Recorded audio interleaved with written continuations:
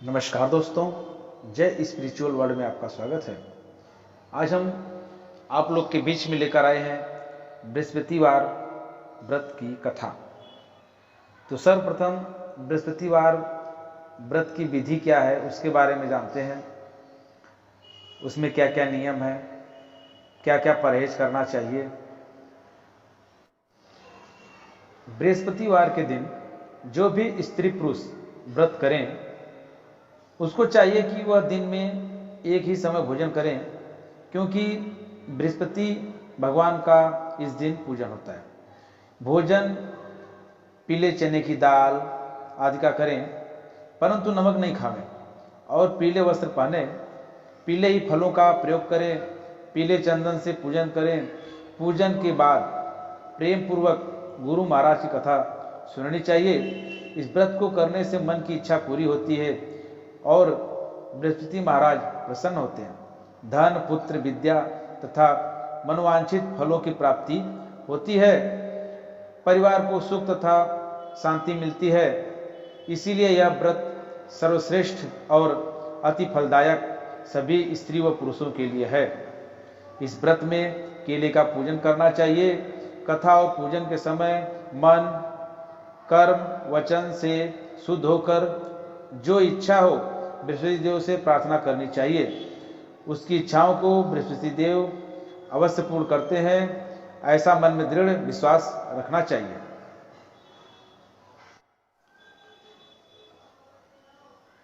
तो आइए दोस्तों, कथा की तरफ चलते हैं। एक समय की बात है कि भारतवर्ष में एक राजा राज करता था। वह बड़ा ही प्रतापी और दानी था। वह नित्य प्रति मंदिर में दर्शन करने को जाता तथा ब्राह्मण और गुरु की सेवा किया करता था। उसके दरवाजे से कोई भी निराश होकर नहीं लौटता था। वह प्रत्येक गुरुवार को व्रत रखता एवं पूजन करता था। हर एक दिन गरीबों की सहायता करता था, परंतु यह सब बातें उसकी रानी को अच्छी नहीं लगती थी। वह न व्रत करती और न किसी को एक पैसा तक दान में देती तथा राजा से भी दान करने को मना किया करती थी।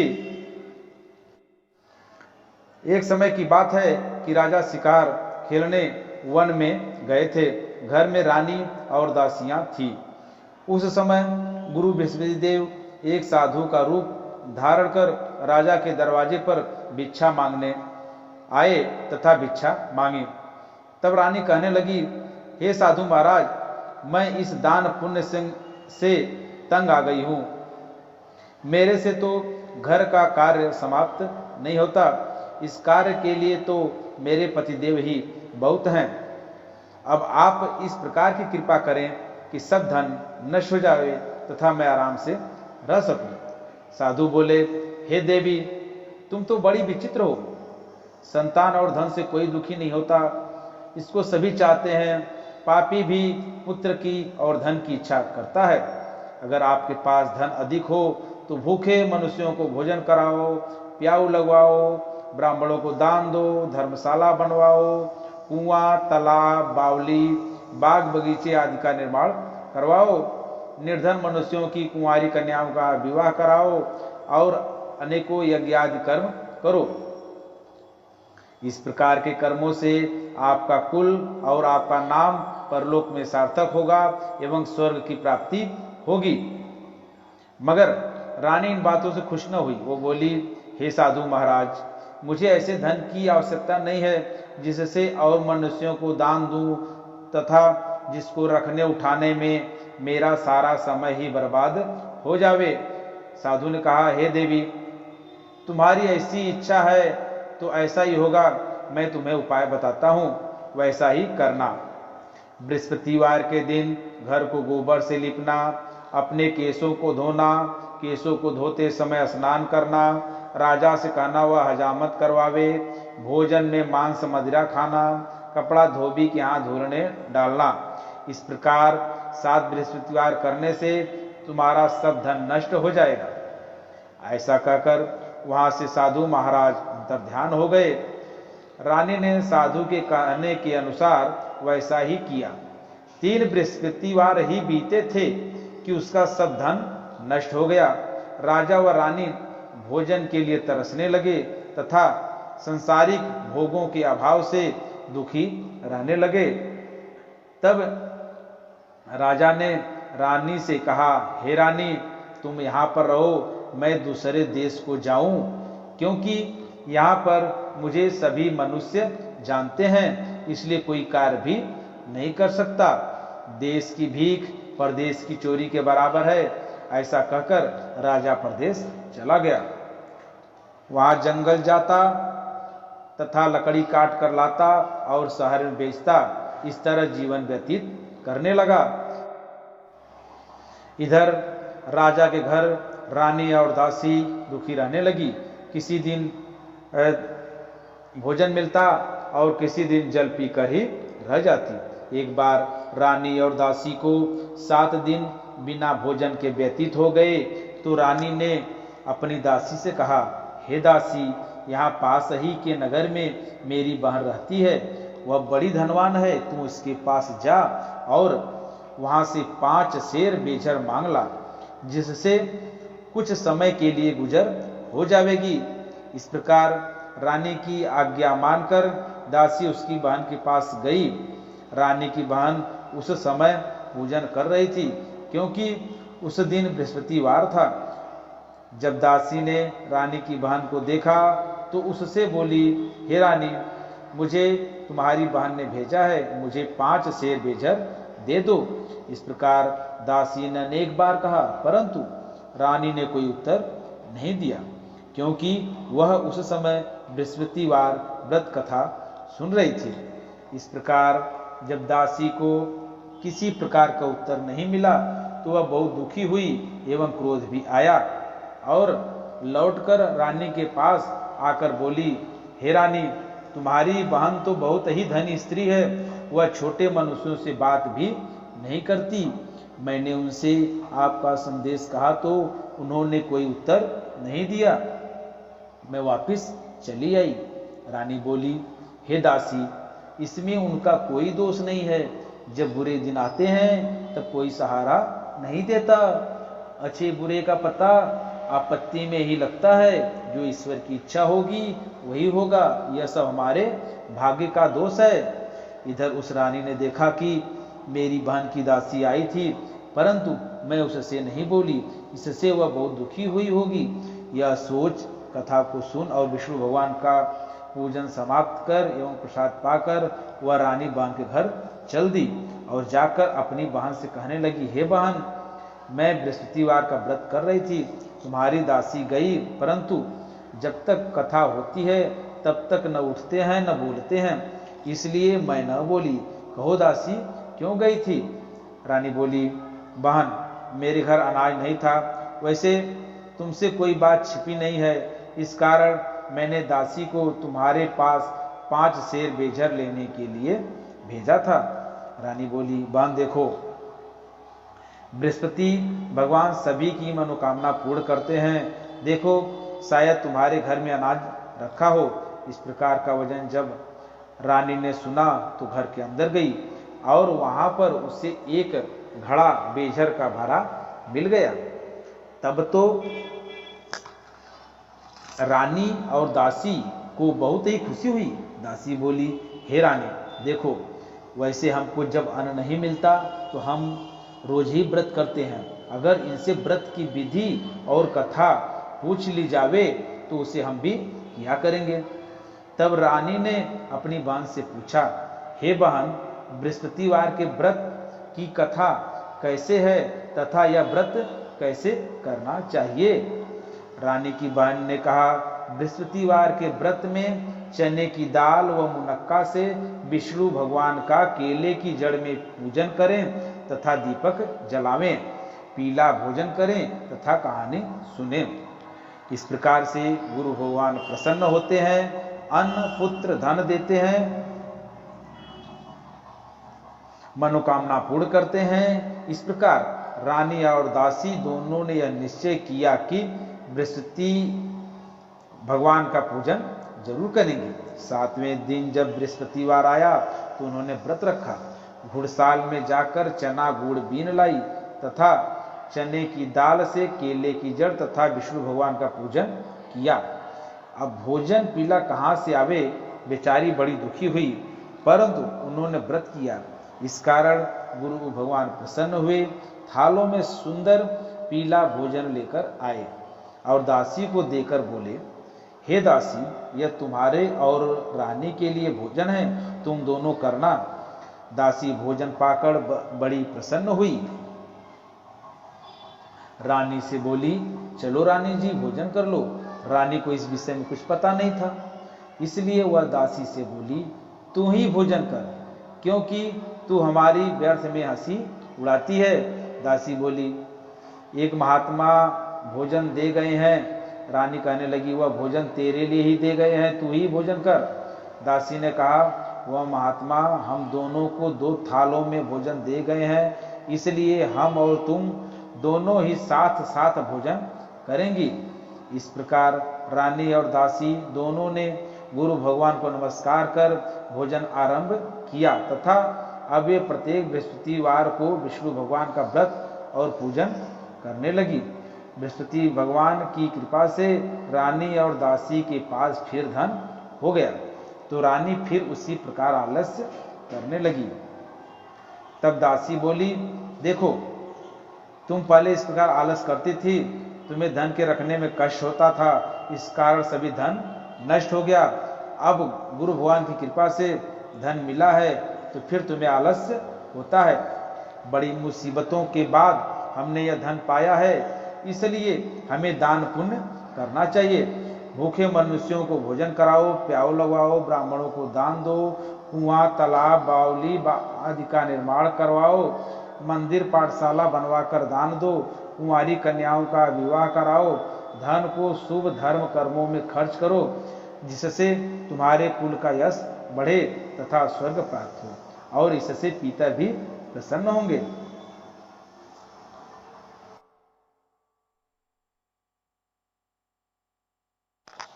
तब रानी ने इस प्रकार के कार्य करने प्रारंभ किए तो काफी यश फैलने लगा। एक दिन रानी और दासी विचार करने लगी, न जाने राजा किस प्रकार से होंगे, उनकी खबर नहीं मिली। गुरु भगवान से उन्होंने प्रार्थना की और भगवान ने रात्रि में राजा से स्वप्न में कहा, हे राजन, उठ, तेरी रानी तुझको याद करती है, अपने देश को चल। राजा प्रातः काल उठा और मन में विचार करने लगा कि स्त्री जाति खाने और पहनने की संगिनी होती है, पर भगवान की आज्ञा मानकर वह अपने नगर के लिए चलने को तैयार हुआ। इससे पूर्व जब राजा परदेश चला गया था तो परदेश में दुखी रहने लगा था। प्रतिदिन जंगल में से लकड़ी बीन कर लाता और उन्हें शहर में बेचकर अपने दुखी जीवन को बड़ी कठिनता से व्यतीत करता था। एक दिन राजा दुखी हो अपनी पुरानी बातें याद करके रोने लगा। तब जंगल में से बृहस्पति देव एक साधु का रूप धारण कर आ गए और राजा के पास आकर बोले, हे लकड़हारे, तुम इस सुनसान जंगल में किस चिंता में बैठे हो, मुझको बतलाओ। यह सुन राजा के नेत्रों में जल भर आया और साधु की वंदना कर बोला, हे प्रभु, आप सब कुछ जानने वाले हो। इतना कह साधु को अपनी संपूर्ण कहानी बतला दी। महात्मा तो दयालु होते हैं। वह उससे बोले, हे राजा, तुम्हारी स्त्री ने बृहस्पति देव का अपराध किया था, जिस कारण तुम्हारी यह दशा हुई। अब तुम किसी प्रकार की चिंता मत करो, भगवान तुम्हें पहले से अधिक धनवान करेगा। देखो, तुम्हारी स्त्री ने गुरुवार का व्रत करना प्रारंभ कर दिया है और तुम मेरा कहा मानकर बृहस्पतिवार का व्रत करके चने की दाल, गुड़ व जल को लोटे में डाल केले का पूजन करो, फिर कथा कहो और सुनो। भगवान तेरी सब मनोकामनाओं को पूर्ण करेंगे। साधु को प्रसन्न देख राजा बोला, हे प्रभु, मुझे लकड़ी बेचकर इतना पैसा नहीं मिलता, जिससे भोजन करने के उपरांत कुछ बचा सकूं। मैंने रात्रि में अपनी रानी को व्याकुल देखा है, मेरे पास कुछ भी नहीं है जिससे उसकी खबर तो मंगा सकूं, और फिर कौन सी कहानी कहूं, यह बात मुझको मालूम नहीं है। साधु ने कहा, हे राजा, तुम किसी बात की चिंता मत करो। बृहस्पतिवार के दिन तुम रोजाना की तरह लकड़ियां लेकर अपने नगर को जाओ। तुमको रोज से दुगना धन प्राप्त होगा, जिससे तुम भली भांति भोजन कर लोगे तथा बृहस्पति देव की पूजा का सामान भी आ जाएगा। बृहस्पति देव की कहानी निम्न प्रकार है। बृहस्पति देव की कहानी। प्राचीन काल में एक ब्राह्मण था। वह बहुत निर्धन था, उसके कोई भी संतान नहीं थी। उसकी स्त्री बहुत मलिनता के साथ रहती थी। वह न स्नान करती, न किसी देवता का पूजन करती, और प्रातः उठते ही सर्वप्रथम भोजन करती, बाद में कोई अन्य कार्य करती थी। इससे ब्राह्मण देवता बड़े दुखी थे। बेचारे बहुत कुछ कहते थे, किंतु उसका कोई परिणाम न निकला। भगवान की कृपा से ब्राह्मण की स्त्री के कन्या रूपी रत्न पैदा हुई। वह कन्या अपने पिता के घर में बड़ी होने लगी। वह बालिका प्रातः स्नान करके विष्णु भगवान का जाप करने लगी, बृहस्पतिवार का व्रत करने लगी। अपने पूजा पाठ को समाप्त करके पाठशाला जाती तो अपनी मुट्ठी में जौ भर के ले जाती और पाठशाला के मार्ग में डालती जाती। तब वे जौ स्वर्ण के हो जाते थे और लौटते समय उनको बीन कर घर को ले आती थी। एक दिन वह बालिका सूप में उन सोने के जौं को फटक कर साफ कर रही थी और उसके पिता ने देख लिया और कहा, हे बेटी, सोने के जौं को फटकने के लिए सोने का सूप होना चाहिए। दूसरे दिन गुरुवार था। इस कन्या ने व्रत रखा और बृहस्पति देव से प्रार्थना करके कहा, हे प्रभु, मैंने आपकी पूजा सच्चे मन से की हो तो मेरे लिए सोने का सूप दे दो। बृहस्पति देव ने उसकी प्रार्थना स्वीकार कर ली। रोजाना की तरह वह कन्या जौ फैलाती हुई जाने लगी। जब लौटकर जौ बीन रही थी तो बृहस्पति देव की कृपा से उसे सोने का सूप मिला। उसे घर ले आई और उससे जौ की बात है कि वह कन्या सोने के सूप में जौ साफ कर रही थी। उस समय नगर का राजपुत्र वहां से होकर निकला। इस कन्या के रूप और कार्य को देखकर मोहित हो गया। तब अपने महल आकर भोजन तथा जल त्याग कर उदास हो लेट गया। राजा को जब इस बात का पता लगा तो अपने प्रधानमंत्री के साथ अपने पुत्र के पास गए और बोले, हे पुत्र, तुम्हें किस बात का कष्ट है? किसी ने अपमान किया है अथवा कोई और जो कारण हो सो कहो, मैं वही कार्य करूंगा जिससे तुम्हें प्रसन्नता हो।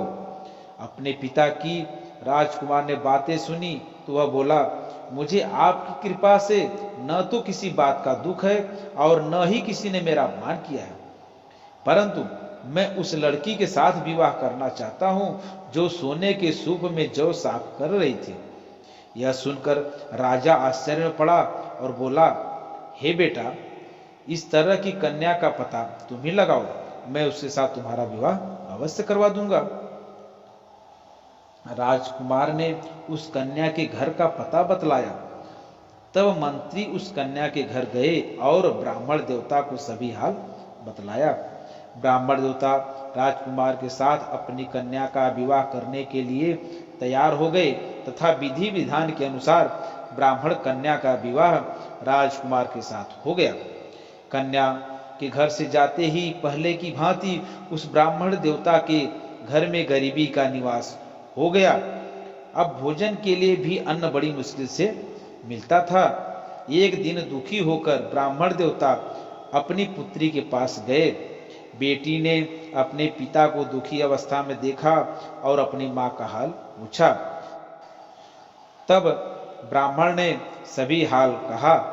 कन्या ने बहुत धन देकर अपने पिता को विदा कर दिया। इस तरह ब्राह्मण का कुछ समय सुख पूर्वक व्यतीत हुआ। कुछ दिन के बाद फिर वही हाल हो गया। ब्राह्मण फिर अपनी कन्या के यहाँ गया और हाल कहा तो कन्या बोली, हे पिताजी, आप माता जी को यहाँ लिवा लाओ, मैं उन्हें विधि बता दूंगी जिससे गरीबी दूर हो जाए। वह ब्राह्मण देवता अपनी स्त्री को साथ लेकर पहुंचे तो पुत्री अपनी माँ को समझाने लगी, हे माता, तुम प्रातः काल स्नान करके विष्णु भगवान का पूजन करो, तब दरिद्रता दूर हो जाएगी। परंतु उसकी माँ ने एक भी बात नहीं मानी। प्रातः काल उठकर अपनी पुत्री व बच्चों के जूठन को खा लिया। एक दिन उसकी पुत्री को बहुत गुस्सा आया और रात को एक कोठरी में से सभी सामान निकालकर अपनी माँ को उसमें बंद कर दिया। प्रातःकाल उसमें से निकाला तथा स्नान आदि करके पाठ करवाया तो उसकी माँ की बुद्धि भी ठीक हो गई और फिर प्रत्येक बृहस्पतिवार का व्रत करने लगी। इस व्रत के प्रभाव से उसकी माँ भी बहुत धनवान तथा पुत्रवती हो गई और बृहस्पति जी के प्रभाव से स्वर्ग को प्राप्त हुई तथा वह ब्राह्मण भी सुख पूर्वक इस लोक के सुख भोग कर स्वर्ग को प्राप्त हुआ। इस तरह कहानी कहकर साधु देवता वहां से लोप हो गए। धीरे धीरे समय व्यतीत होने पर फिर बृहस्पतिवार का दिन आया। राजा जंगल से लकड़ी काट कर नगर में बेचने गया। उस दिन अन्य दिनों से अधिक पैसा मिला। राजा ने चना गुड़ आदि लाकर गुरुवार का व्रत किया। उस दिन से उसके सभी क्लेश दूर हो गए। परंतु जब दोबारा गुरुवार आया तो बृहस्पतिवार व्रत करना भूल गया। इस कारण बृहस्पति भगवान नाराज हो गए। उस दिन नगर के राजा ने विशाल यज्ञ का आयोजन किया था तथा नगर में घोषणा करा दी कि कोई भी मनुष्य अपने घर भोजन न बनावे न आग जलावे, समस्त नागरिक मेरे यहाँ भोजन करने आवे। इस आज्ञा को जो न मानेगा उसे दंड दिया जाएगा। इस तरह की घोषणा संपूर्ण नगर में करवा दी गई। राजा की आज्ञा अनुसार नगर के लोग भोजन करने गए, लेकिन लकड़हारा कुछ देर से पहुंचा, इसलिए राजा उसको अपने साथ लिवा ले गए और ले जाकर भोजन करा रहे थे तो रानी की दृष्टि उस खूंटी पर पड़ी जिस पर उसका हार लटका हुआ था। वहां पर रानी ने निश्चय किया कि मेरा हार इस मनुष्य ने चुरा लिया है। उसी समय सिपाही को बुलवाकर उसको कारागार में डलवा दिया। जब लकड़हारा कारागार में पड़ गया तो बहुत दुखी होकर विचार करने लगा कि न जाने कौन से पूर्व जन्म के कर्म से मेरे लिए यह दुख प्राप्त हुआ है, और उसी साधु को याद करने लगा जो जंगल में मिला था। उसी समय तत्काल बृहस्पति देव साधु के रूप में प्रकट हो गए और उसकी दशा देखकर कहने लगे, अरे मूर्ख, तूने बृहस्पति देवता की कथा नहीं कही, इस कारण तेरे लिए दुख प्राप्त हुआ है। अब चिंता मत कर। बृहस्पतिवार के दिन कारागार के द्वार पर 4 पैसे पड़े मिलेंगे, तू उनसे बृहस्पति देव की पूजा करना, तेरे सभी कष्ट दूर हो जाएंगे। बृहस्पतिवार के दिन उसे 4 पैसे पड़े मिले। लकड़हारे ने कथा कही। उसी रात्रि को बृहस्पति देव ने उस नगर के राजा से स्वप्न में कहा, हे राजा, तुमने जिस आदमी को कारागार में बंद कर दिया है वह निर्दोष है, वह राजा है, उसे छोड़ देना। रानी का हार उसी खूंटी पर लटका हुआ है। तू ऐसा नहीं करेगा तो मैं तेरे राज्य को नष्ट कर दूंगा। इस रात्रि के स्वप्न को देख राजा प्रातःकाल उठा और खूंटी पर हार देख लकड़हारे से क्षमा मांगी तथा राजा के योग्य सुंदर वस्त्र आभूषण देकर उसे विदा किया। गुरुदेव की आज्ञा अनुसार राजा अपने नगर को चलने को तैयार हुआ। जब राजा नगर के निकट पहुंचा तो उसे बड़ा आश्चर्य हुआ। नगर में पहले से अधिक बाग, तालाब, कुएं तथा बहुत से धर्मशाला व मंदिर आदि बन गए थे। राजा ने पूछा, यह किसका बाग व किसकी धर्मशाला है? तब नगर के सब लोग कहने लगे, यह रानी और दासी के हैं। तो राजा को आश्चर्य हुआ और गुस्सा भी आ गया। जब रानी ने खबर सुनी कि राजा आ रहे हैं तो उसने दासी से कहा, दासी, राजा हमको कितनी बुरी हालत में छोड़कर गए थे, वह हमारी ऐसी हालत देखकर लौट न जाए, इसलिए तू दरवाजे पर खड़ी हो जा। रानी की आज्ञानुसार दासी दरवाजे पर खड़ी हो गई और राजा आया तो उन्हें अपने साथ लिवा लाई। तब राजा ने क्रोध करके अपनी तलवार निकाली और पूछने लगे, यह बताओ कि यह धन तुम्हें कैसे प्राप्त हुआ? तब रानी ने कहा, हमें यह धन बृहस्पति देव के व्रत के प्रभाव से प्राप्त हुआ है। राजा ने निश्चय किया कि 6 दिन बाद तो सभी बृहस्पति देव का पूजन करते हैं, परंतु मैं रोजाना दिन में 3 बार कहानी कहा करूंगा तथा रोज व्रत किया करूंगा। अब हर समय राजा के दुपट्टे में चने की दाल बधी रहती तथा दिन में 3 बार कहानी कहता। एक दिन राजा ने विचार किया कि चलो अपनी बहन के यहाँ हो आवे। ऐसा निश्चय कर राजा घोड़े पर सवार हो अपनी बहन के यहाँ चलने लगा। मार्ग में उसने देखा कि कुछ आदमी एक मुर्दे को लिए जा रहे हैं, तो उन्हें रोककर कहने लगा, अरे भाइयों, मेरी बृहस्पति देव की कहानी सुन लो।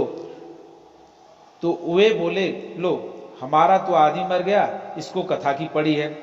परंतु कुछ आदमी बोले, अच्छा कहो, हम तुम्हारी कथा भी सुनेंगे। राजा ने दाल निकाली और जब कथा आधी ही हुई थी कि मुर्दा हिलने लगा, और जब कथा समाप्त हो गई तो राम राम कह के वह मनुष्य उठ खड़ा हुआ। आगे मार्ग में उसे एक किसान खेत में हल चलाता मिला। राजा ने उसे देखा और उससे बोला, अरे भैया, तुम बृहस्पतिवार की कथा सुन लो। किसान बोला, जब तक मैं तेरी कथा सुनूंगा तब तक 4 हरैया जोत लूंगा, जा अपनी कथा किसी और को सुना। इस तरह राजा आगे को चलने लगा। राजा के हटते ही बैल पछाड़ खाकर गिर गए तथा उसके पेट में जोर का दर्द होने लगा। उसी समय उसकी मां रोटी लेकर आई। उसने जब यह देखा तो अपने पुत्र से सब हाल पूछा और बेटे ने सभी हाल कह दिया। तो बुढ़िया दौड़ी दौड़ी घुड़सवार के पास गई और उससे बोली, मैं तेरी कथा सुनूंगी, तू अपनी कथा मेरे खेत पर चलकर कहना। राजा ने बुढ़िया के खेत पर जाकर कथा कही, जिसके सुनते ही वह बैल खड़े हो गए तथा किसान के पेट का दर्द भी ठीक हो गया। राजा अपनी बहन के घर पहुंचा तो बहन ने भाई की खूब मेहमानी की। दूसरे रोज प्रातःकाल राजा जागा तो वह देखने लगा कि सब लोग भोजन कर रहे हैं। राजा ने अपनी बहन से कहा, ऐसा कोई मनुष्य है जिसने भोजन नहीं किया हो? मेरी बृहस्पतिवार की कथा सुन ले। बहन बोली, हे भैया, यह देश ऐसा ही है, पहले यहाँ लोग भोजन करते हैं, बाद में कोई अन्य काम करते हैं। अगर कोई पड़ोस में हो तो देख आऊं। वह ऐसा कहकर देखने चली गई, परंतु उसे कोई ऐसा व्यक्ति नहीं मिला जिसने भोजन न किया हो। अतः वह पता लगाते लगाते एक कुम्हार के घर गई जिसका लड़का बीमार था। उसके यहाँ 3 दिन से किसी ने भोजन नहीं किया। रानी ने अपने भाई की कथा सुनने के लिए कुम्हार से कहा। वह तैयार हो गया। राजा ने जाकर बृहस्पतिवार की कथा कही, जिसको सुनकर उसका लड़का ठीक हो गया। अब तो राजा की प्रशंसा होने लगी। एक दिन राजा ने अपनी बहन से कहा, हे बहन, हम अपने घर को जाएंगे, तुम भी तैयार हो जाओ। राजा की बहन ने अपनी सास से कहा। सास बोली, हाँ चली जा, परंतु लड़कों को मत ले जाना, क्योंकि तेरे भाई की कोई औलाद नहीं होती है। बहन ने अपने भैया से कहा, हे भैया, मैं तो चलूंगी, पर कोई बालक नहीं जाएगा।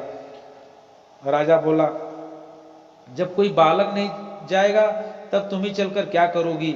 बड़े दुखी मन से राजा अपने नगर को लौट आया। राजा ने अपनी रानी से कहा, हम निर्वंशी हैं, हमारा मुंह किसी को देखने का धर्म नहीं है और कुछ भोजन आदि नहीं किया।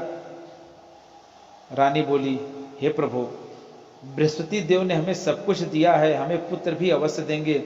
उसी रात बृहस्पति देव ने राजा से स्वप्न में कहा, हे राजा, उठ, सभी सोच को त्याग दे, तेरी रानी गर्भ से है। राजा को यह बात सुनकर बड़ी खुशी हुई। जब 9 महीने में उसके गर्भ से एक सुंदर पुत्र पैदा हुआ, तब राजा बोला, हे रानी, स्त्री बिना भोजन के रह सकती है, किंतु बिना बात कहे नहीं रह सकती। जब मेरी बहन आए तो तुम उससे कुछ कहना मत। रानी ने हाँ कर दिया। राजा की बहन ने शुभ समाचार सुना तो वह बहुत खुश हुई तथा बधाई लेकर अपने भाई के यहाँ आई। तब रानी ने कहा, घोड़ा चढ़कर तो नहीं आई, गधा चढ़ी आई।